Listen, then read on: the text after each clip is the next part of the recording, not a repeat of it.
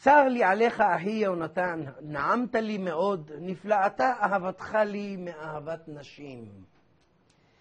ושוב אנחנו כאן בתוכנית נוספת, והפעם כישופים באהבה, קשירה, מניין צצות לנו העקבות, הומואים ולסביות, וכמובן כיצד אנחנו מסירים מעצמנו כל מיני דברים שמעיבים על האהבה. אז שוב תוכנית של אהבה, ונתחיל.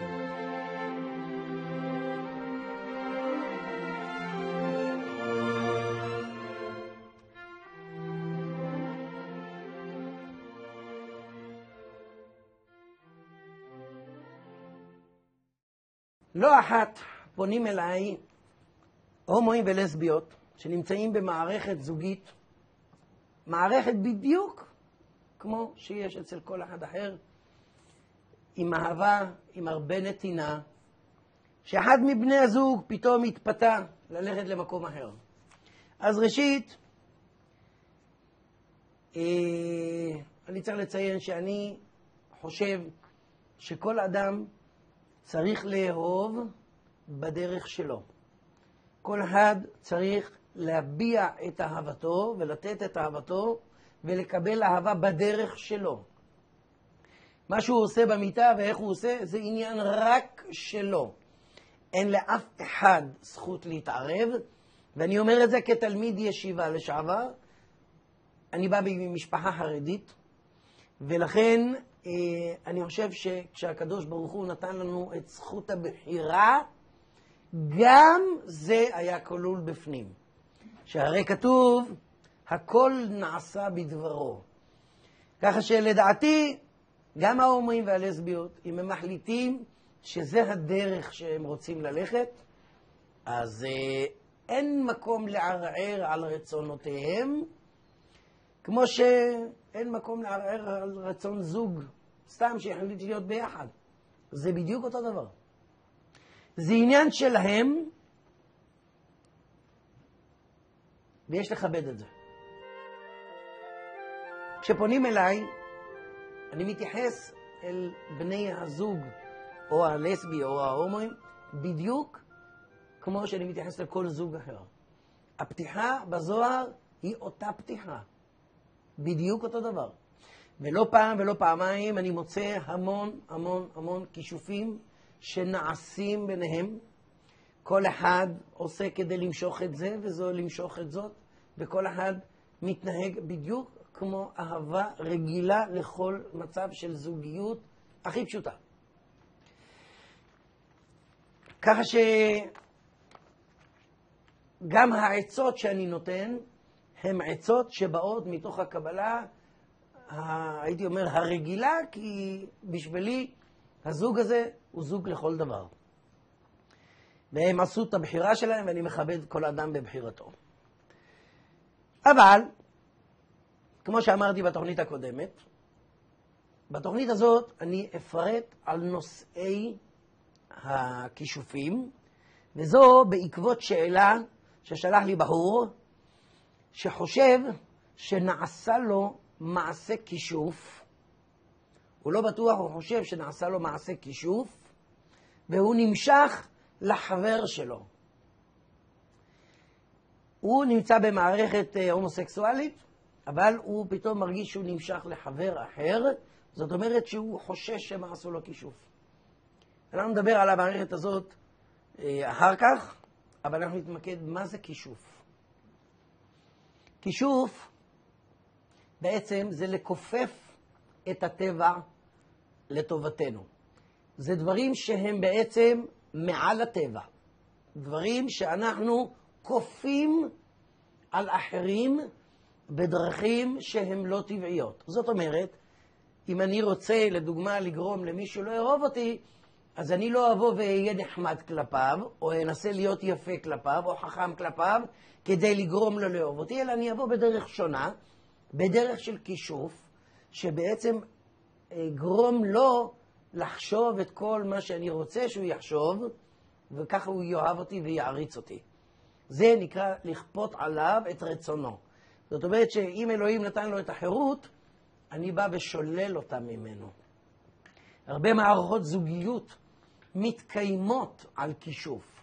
זאת אומרת שהרבה מערכות זוגיות שאנחנו רואים גבר ואישה שהם חיים באידיליה והכל 100%, יכול מאוד להיות שנכנסה שם כישוף באמצע. ומתי רואים את זה? בדרך כלל ההורים רואים את זה. כשפונים אליי ואומרים, יצחק, אתה מוכן לבדוק מה קורה כאן? כי הבן או הבת שלי ממש לא מתאימים לאותו בן זוג שנמצא איתם, או בת הזוג, ונראה לי שמשהו כאן נעשה. לדוגמה, אתמול פנתה אליי מישהי, שהבן שלה הוא עורך דין מאוד מצליח, עם הרבה רכוש, ופתאום מישהי חסרת השכלה, והיא הגדירה אותה כבורה ועמת הארץ, למרות שהיא הגדירה אותה ככה, אבל יש לה אינטרס להגדיר אותה ככה. והיא חוששת שמא היא עשתה משהו לבן שלה, כי הבן שלה הולך אחריה כמו עיוור. לא מסתכל ימינה ולא שמאלה, ולא מעניין אותו שום דבר. והוא מנתק קשר עם ההורים, והוא מנתק קשר עם חברים, וזה סממנים מאוד ברורים לכישוף. הוא לא מוכן להקשיב לאף אחד. בבדיקה שעשיתי, פתחתי בזוהר, ואכן נעשה לו כישוף בקבורה. מה זה כישוף בקבורה? יש כישוף במילה, בטקס, בקבורה, באכילה, בשתייה, יש המון סוגים של כישופים. בקבורה נאמר שזה הטקס הקשה ביותר.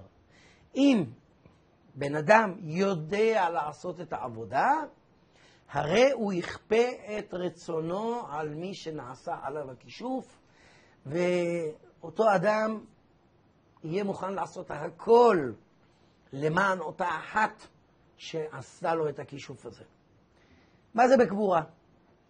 יכולים לקחת תמונה של בן אדם, לכתוב מאחורנית מספר משפטים, שבדרך כלל חלק מהמשפטים זה סוג של השבעה של שדים, או השבעת נשמות. זה תלוי אותו מחשב עם מי הוא עובד יותר. יש כאלה שעובדים עם שדים, יש כאלה שעובדים עם נשמות, כל אחד בדרך שלו.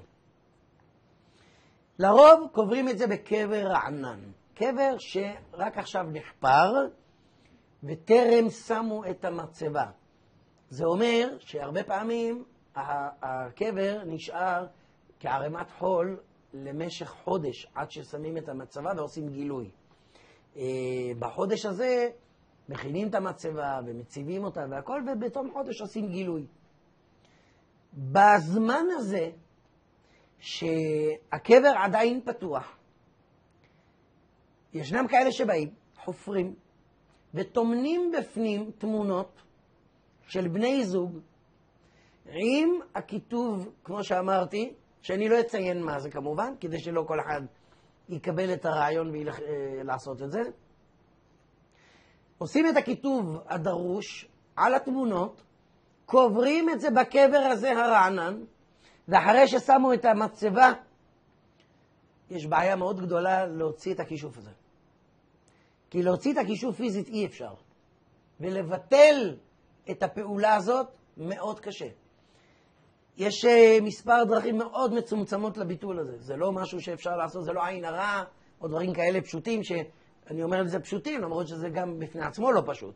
אבל זו אחד הדרכים לעשות כישוף. אפשר לקחת, אנחנו דיברנו עכשיו על זוגיות, אבל אפשר לפגוע בבריאותו של אדם באותה דרך.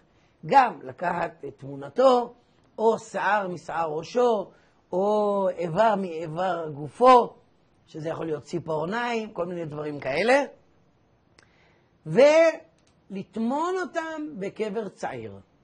זה נקרא קבר צעיר, קבר רענן, לפני שהניחו את המצבה. ישנם כאלה שעובדים וטומנים בקברים עתיקים. ככל שהקבר עתיק יותר, הם ככה טוענים, הנשמה כבר הסתגלה לעולם הבא, ויש לה יכולות וכוח לעשות פעולות פה במקום הזה.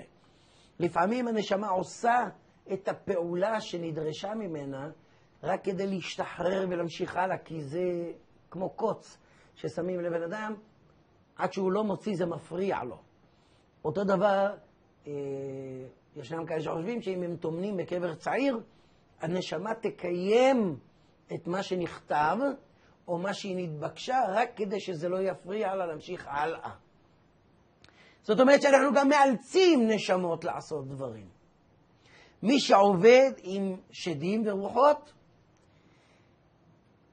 מניסיון של אחרים שראיתי ונוכחתי, משלמים על זה מאוד ביוקר. מאוד ביוקר. על כישופים באופן כללי, אני לא מכיר מישהו ששילם ביוקר. האמת שמפחידים אותנו, אומרים לנו, אל תתעסק, כי אתה תשלם על זה ביוקר. זה לא נכון. מי שיודע להתעסק עם זה, הוא בדרך כלל לא משלם ביוקר. הוא לא משלם בכלל, כי זה הדרך שלו. מי שלא יודע, מביא על עצמו צרות צרורות. אבל צרות שאלוהים ישמור אותנו מפניהם. דברים שלפעמים גם הדור הבא אחריו משלם על זה. ולא פעם נתקלתי בפתיחות, באנשים שהמזל הרע, ואני מדגיש הרע, לא סתם נחס, אלא ממש מזל רע, שכלל מחלות ונפילות וחוסר יכולת ליצור מערכת זוגית, וכל מיני דברים באמת, אלוהים ישמור אותנו, שבאו ממעשה טומאה שנעשה על הוריהם או אחד מהוריהם עשה. לא מזמן נתקלתי גם במקרה שבו פנתה אליי מישהי שבפתיחה בדקתי וראיתי שמשהו נעשה למשפחתה. והיא התקשרה לאמא והיא סיפרה לה, שהיא אמרה לה, אני יושבת כאן מול יצחק, והוא אומר שמישהו עשה משהו למשפחה שלנו. ואז באמת אותה אחת סיפרה שבדרום אפריקה הם פיתרו איזושהי עוזרת, וכנראה בדרום אפריקה הבית שסוחרים בה בילדין עם העוזרת, ואחרי שפיתרו אותה למחרת הם ראו 3 שחורים מול הבית שלהם מגלגלים ראשים של תרנגולות, ומאז 2 אחים שלה התאבדו, עוד אח אחד מאושפז, אחות אחד, הם לא יודעים מה קורה איתה, והיא זו שבאה אליי. ואכן, אלוהים ישמור, הפגיעה הייתה ממש דור קדימה. האב, דרך אגב, שפיטר את העוזרת, מת מהתקף לב בגיל 50. ככה שלכישופים האלה יש עוצמה מאוד מאוד חזקה, אם יודעים לעשות אותם. אם לא, אנחנו עלולים להביא על עצמנו. יש כישופים שנעשים בשתייה. בשתייה ישנם תערובות מסוימות שאפשר לקחת אותם, לשים את זה בשתייה שאנחנו מגישים לגבר או לאישה, זה לא משנה למי אנחנו רוצים להגיש, ויכול להיות או פעם אחת או מספר פעמים שאותו אחד ישתה מהשתייה הזאת, ופתאום דעתו תשתנה עליו. אומר, אם אנחנו הכרנו מישהו ואנחנו רוצים שיאהב אותנו, ישנם חומרי טומאה שאנחנו בהדרגה גורמים לגבר פתאום להתאהב בנו. הוא אפילו לא יודע למה. אין לו שום נקודה שהוא יכול להצביע שאנחנו חכמים יותר, יפים יותר, כלום. ופתאום הוא מתאהב, ודעתו יכולה להתערף עליו. הוא ילך אחרינו באש ובמים. זה גם סוג של טומאה, כישוף, שנקרא כישוף בשתייה. אותו דבר יש גם באכילה, לערבב באוכל. יש כאלה שלוקחים סקטה ומסקוטה, בטח חלקכם יודע על מה אני מדבר, ושמים, זה דרך אגב נקרא, קוראים לזה כישוף מרוקאי, אבל זה לא ממש כישוף, שמים את זה בקציצות וגורמים לגבר להתאהב, להעיר את אהבתו, אבל זה רק עושים לבן זוג נשוי. אנשים לא נשואים, זה לא עובד. אז אם יש לך בן זוג שאת רוצה שיאהב אותך יותר, אז על פי השיטה המרוקאית, סקטה ומסקוטה, והוא רגוע ושקט ואוהב והולך אחרינו באש ובמים. ישנו טקס נוסף, שנקרא במילה. במילה זה אומר שזו פעולה שאנחנו עושים אותה באופן אינטנסיבי, קבוע, לאורך זמן, על ידי משפטים שאנחנו אומרים, והמשפטים האלה בדרך כלל מופנים אל הנשמות שנמצאים סביבנו. כמו שאנחנו יודעים, אני דיברתי על זה בסרט של הסיאנס, הנשמות נמצאים סביבנו כל הזמן. וכשאנחנו חוזרים על אותו משפט באופן עקבי, לאורך זמן, זה משפט מאוד ייחודי וספציפי לאותה בקשה שאנחנו צריכים. נחמרים רחמיהם של הנשמות עלינו, והם עוזרים לנו להגשים את המשאלה. וזה נקרא פנייה אל הרוחות. שבדרך כלל אני לא ממליץ על זה בכלל, כי כאן זה ממש סוג של התערבות שאנחנו לא יודעים למי אנחנו פונים. זה לא לזרוק את לחמנו ברבות הימים ישיבנו, אלא יכולים לבוא אלינו צרות צרורות מפנייה אולי לנשמות שלא היו ממש חיוביות בסביבה. כמו שאמרתי, יש באכילה, בקבורה, בטקס, במילה. טקסים הם סוגי כישוף שבו אנחנו משתמשים בנרות, עצמות. אני הייתי נוכח בטקס בחול, כאשר נעשה טקס עם גולגולת, בעל סממנים של וודו, עם גולגולת ועם עצמות ועם כל מיני ריקודים וכל מיני תנועות מאוד, לי נראו מגוחכות אותו רגע, אבל הטקס הזה עבד, וזה נקרא טקס כישוף לפגיעה. ואכן פגעו במישהו וגרמו לו לשבץ מוחי, יחסית בחורצ'יק מאוד צעיר. זאת אומרת שלכישוף יש עוצמה מאוד חזקה. יש אמונה שהמחזור של האישה הוא גם כן בעל, הוא טומאה, אבל מאמינים שיש לזה כוח לגרום לאהבה לגבר. לא, ממש לא. זאת אמונה תפלה, סליחה על הביטוי, אבל גם מגעילה, והיא לא עושה שום דבר, נהפוך הוא. אותה אחת שעושה את הפעולה נקשרת בעצמה יותר. כי הציפייה שלה, שהנה אוטוטו הוא יאהב אותי, מגביר אצלה את המשיכה אליו. ואז היא זו שנופלת. זה לא עוזר. טומאתה של האישה לא נועדה לקשף גברים. ממש לא. אז זה סוג של אמונה תפלה. אבל לך תוציא אמונה תפלה מדעותיהם של אנשים. מספר דרכים יש כדי להסיר את הכישופים האלה. ואני מדבר על הכישופים, כמובן יש דברים שנקראים מעקבות וחסימות וכל מיני דברים כאלה שעושים אותם ברמות קצת יותר נמוכות, אבל הכישופים שדיברנו עליהם כרגע הם החזקים ביותר. אחת הדרכים שאני משתמש, ואני מדגיש אני, כי יש להם כאלה שמשתמשים בדרכים אחרות, אני שנים רבות משתמש בחותם שלמה, שהוא כמו שכבר הראיתי בעבר, נכתב כדי להסיר את אותו השפעת כישוף, אם זה בקבורה, אם זה במילה, אם זה בטקס ואם זה בכל דבר אחר. זה לא רק מיועד להסיר, אלא גם מיועד לשמור על אותו אדם כדי שלא ידבק בו שנית. כמו שנאמר, גם אם יניחו לרגליו או ייתנו בפיו, לא ידבק בו. ישנם דרכים נוספות שבהם אנחנו יוצרים לעצמנו עקבות, והדרכים האלה, לצערי הרב, מאוד פופולריות. קודם כל, רומן עם גבר נשוי או אישה נשואה יכול לגרום לנו עקבה בזוגיות. גבר שאומר לכם, מחר אני מתגרש ואני בא אלך, אני מניסיון, 100% מהגברים שאני נתקלתי בהם שאמרו את זה לנשים שפנו אליי, זה לא קרה. זה לא קרה, אבל ההבטחה הזאת בעצם שומרת אותך כאישה על אש קטנה, מתי שהוא רוצה, מה שנקרא בגדר מאהבת, מוסתרת. תמיד הוא יגיד, הילדים שלי, אני אחכה שהם יגדלו, יש לי בעיות עם הרכוש, היא מוציאה לי את הנשמה, הכל. הוא תמיד יהיה האומלל והמסכן, שכל כך הוא רוצה להתגרש ולבוא אליך, והוא לא יכול פשוט. ואת נשארת ונשארת ונשארת, וזה עוד שנה ועוד שנה, ואת כבר מאוהבת בצורה מטורפת, את לא יכולה לקום וללכת. את לא מוצאת את הדרך או את הכוחות. ותמיד את מוסתרת. תמיד את בצד, תמיד לא יודעים עליך. תמיד רק כשהוא פנוי הוא בא אליך.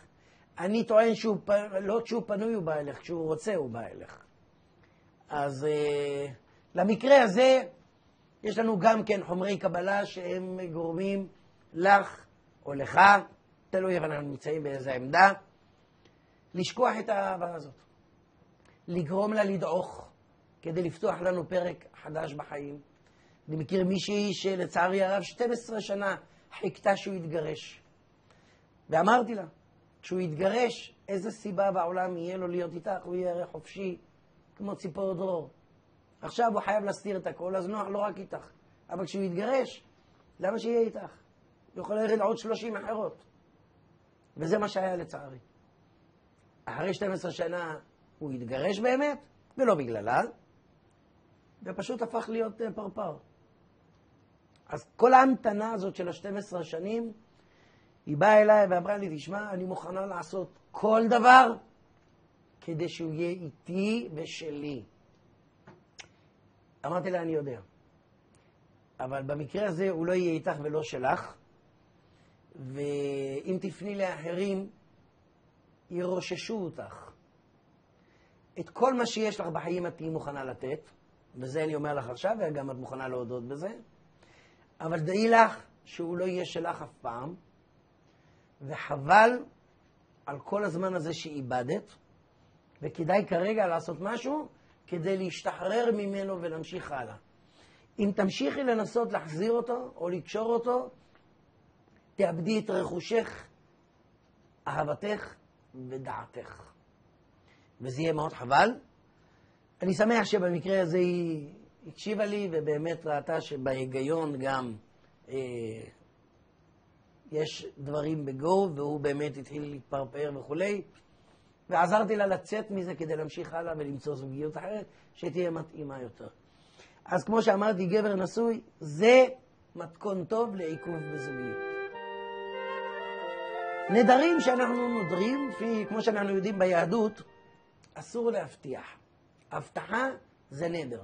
ואנחנו הרבה פעמים לא שמים לב ואומרים למישהו, אני מבטיח לך שאם ככה וככה, אז אני...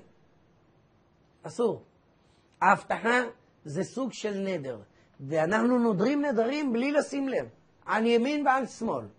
ולפעמים אנחנו נודרים נדרים שאנחנו מראש לא יודעים שנוכל לעצור בעדנו לא לקיים אותם. כמו אני אפסיק לעשן אם, או אם היא תחזור אליי, אני אעשה... חברים, יש לנו אמנם את יום כיפור וכל נדרי כדי להתיר את הנדרים, אבל הרבה מאוד נדרים לא מותרים לנו ביום כיפור, כי זה בין האדם לאדם, לא בין האדם למקום. לכן, אנחנו נשארים עם נדרים שלהם לא אחת יש השפעה על עיכובים שלנו בחיים. כשאני אומר עיכובים, זה יכול להיות גם בזוגיות, גם בפרנסה, לפעמים בריאותנו מתערערת לעתים תכופות רק בגלל דברים כאלה, או כתוספת לשאר הדברים שאנחנו עושים. הרבה זוגות שמתגרשים לא מצליחים ליצור מערכת זוגית חדשה, כי טבעת הנישואים, הטבעת הזו המקודשת, עדיין נמצאת על ידם. וכשיש טבעת על ידו של האדם, הרי סמלה של הטבעת זה הסגירה. זה אומר, האיש הזה סגור במערכת כביכול. אותה טבעת מקודשת.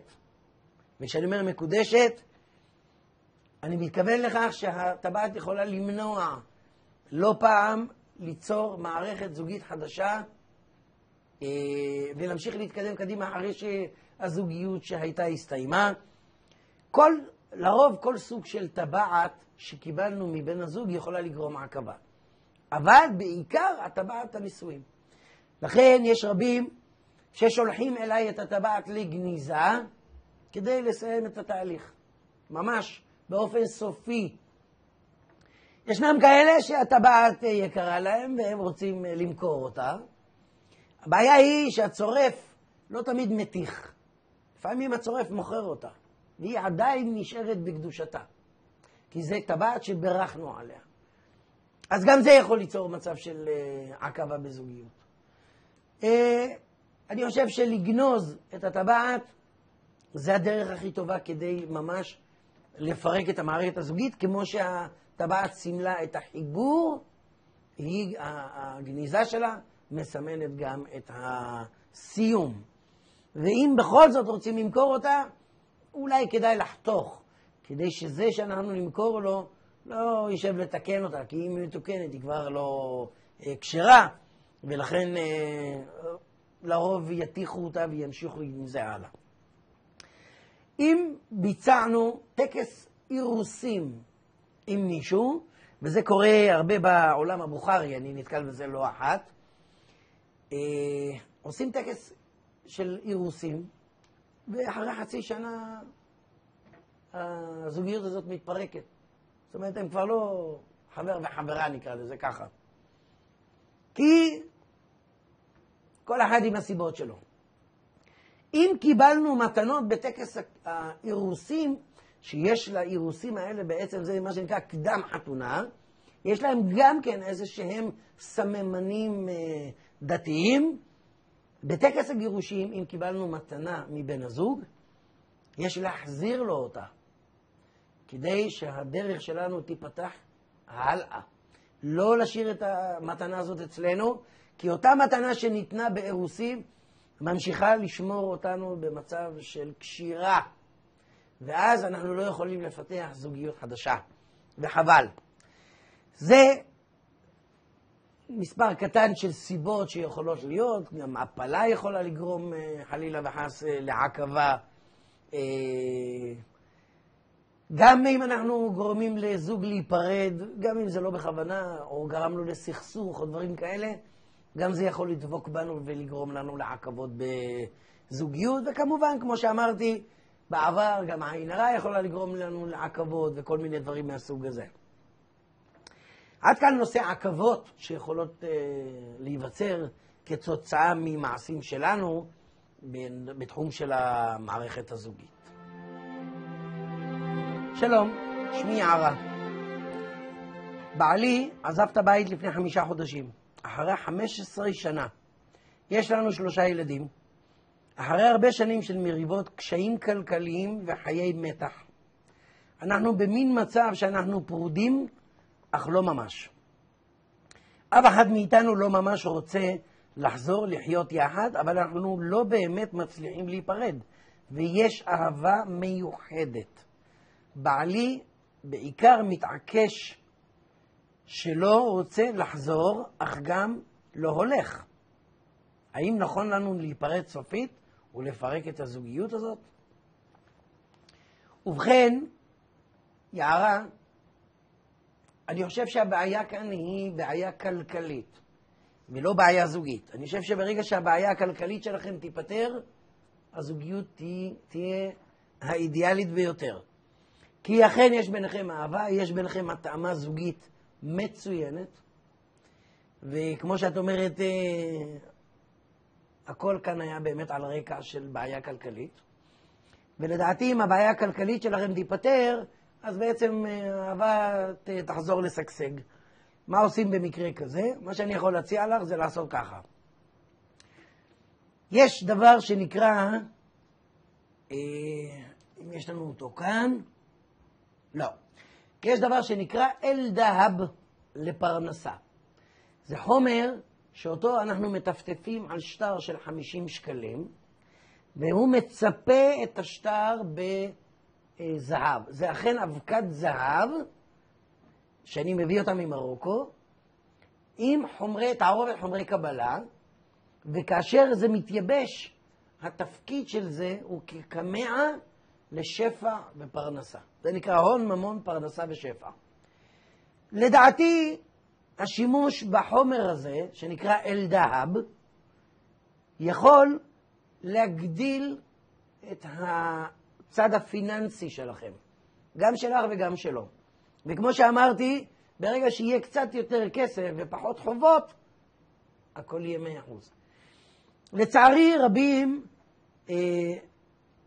בשלב מסוים בחיים מגלים שיש להם קושי להתמודד עם המערכת שאליה הם נכנסו. זה יכול להיות ילד עם חלילה פיגור, או ילדים עם בעיות קשב וריכוז, או פתאום הבן אדם מוצא את עצמו מה אני עושה כאן? בשביל מה אני צריך את כל זה? אני רוצה את הלבד ושקט שלי. וקמים והולכים.